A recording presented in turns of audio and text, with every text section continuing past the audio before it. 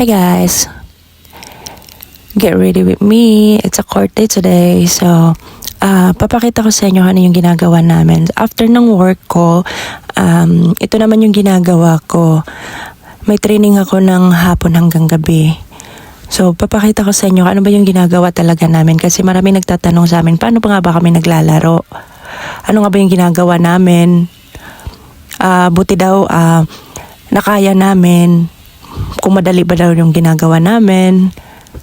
So, syempre, mahirap. Pero syempre, dahil nandun yung puso mo sa paglalaro, nagiging madali para sa iyo. Yan, pakita ko na lang sa inyo ano ba yung ginagawa namin talaga sa training namin. Baka kasi may mga magka-interested na sumali sa team namin. So, naghahanap pa rin naman kami ng player.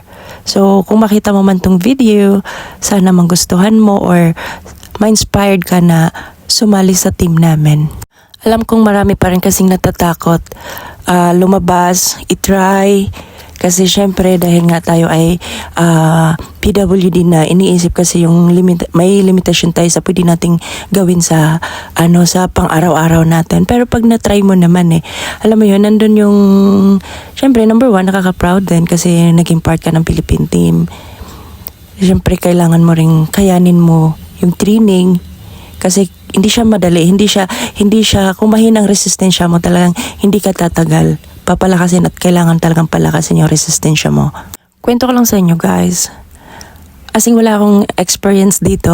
Aling baguhan lang ako. Nagka-crutches ako. Hindi ako marunong gumamit ng wheelchair. Pero natutunan ko naman siya.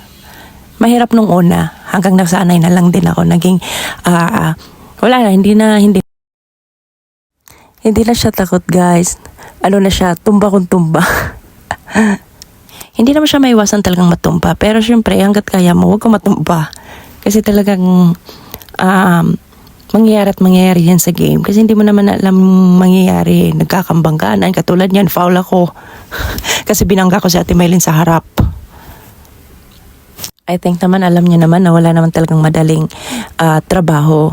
So, ito trabaho din naman kasi namin to. Kasi syempre, pinapasahod din naman kami ng government natin. So, kailangan din namin magtrabaho. So, kahit PWD kami, nagagawa pa rin naman namin. Ayan guys, pauwi na tayo. So, ginabi na nga tayo. At nag-angkas lang ako pauwi ng bahay. So, which is 20 to 30 minutes lang naman, depende po sa traffic. So, ayan lang muna guys. Thank you for watching.